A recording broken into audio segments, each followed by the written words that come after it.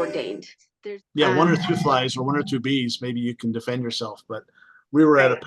we were at a picnic on Sunday, and there was a couple of wasps, and people around me were freaking out and like swatting at the wasps. I'm thinking, if you leave them alone, they'll leave you alone, but they don't know that. But um, not everybody has incredible courage like I do around bees. I freak out with grasshoppers, not bees. But yeah, if there's swarms of them, bees or flies, yeah, Yes, you're and stuck. just all of this thorny bush. There is no, you're lucky if you have a cow and they can survive in these times so that you can at least have milk. And it's Yeah, really inhospitable. Everything about what they're going to go through is extremely inhospitable. yeah. And eight, when he's like, God told me to, get a big sheet of paper and we're going to write uh, Mahir Shalal Hashbaz, I guess is how we say that. Yeah, which I know if you and Cody had a son, that's what his name Sure. would be. Yeah, Sure.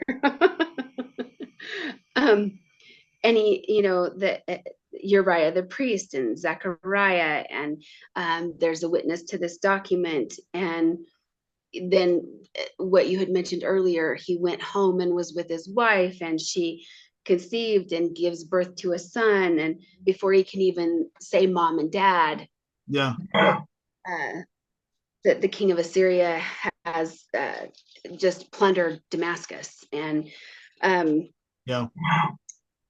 but And now Damascus is no longer in Ephraim are no longer threats.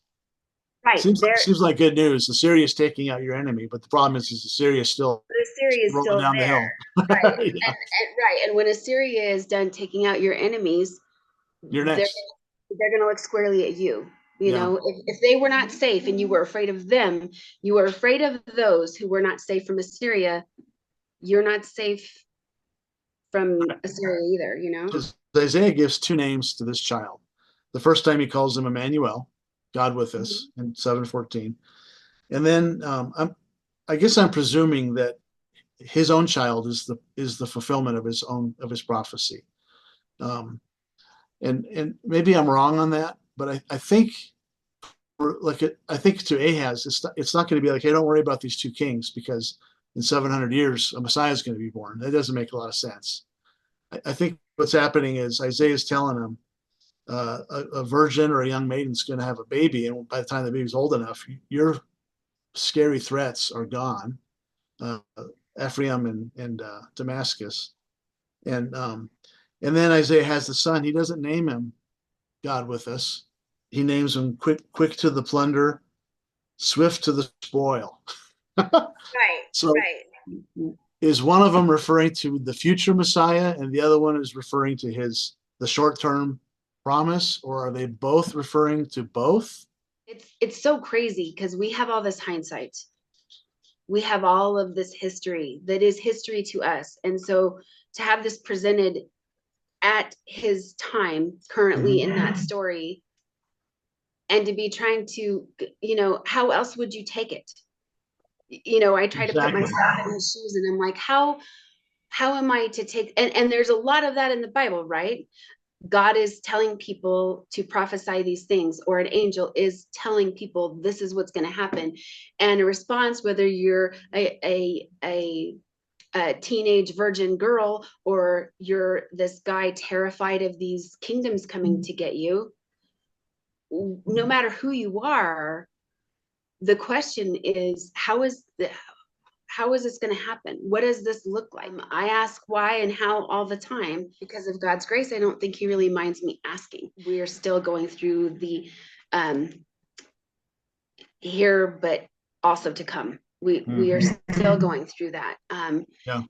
But when I'm reading these scriptures, I'm thinking, what would I feel if I was them? What does that even mean? Do they really understand everything that's being said to them?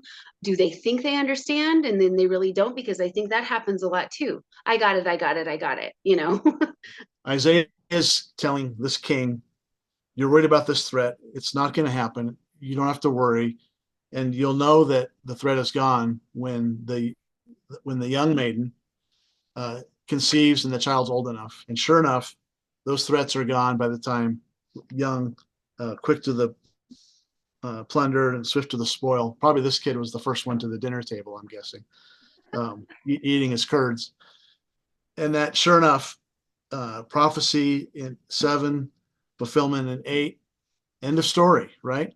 So what gives the writers of the New Testament the right to say, hey, Mary conceived as an actual virgin, not just a young maiden, and that was to fulfill this thing back here in Isaiah 7, when Isaiah 7 is clearly a word that's immediately fulfilled within a couple of years between Isaiah and this King Ahaz. What gives the New Testament writers the right to say, well, guess what? That's talking about Jesus. They had those writings, they had those scriptures, and yeah, but in Isaiah 7, it's not a virgin, it's a young maiden.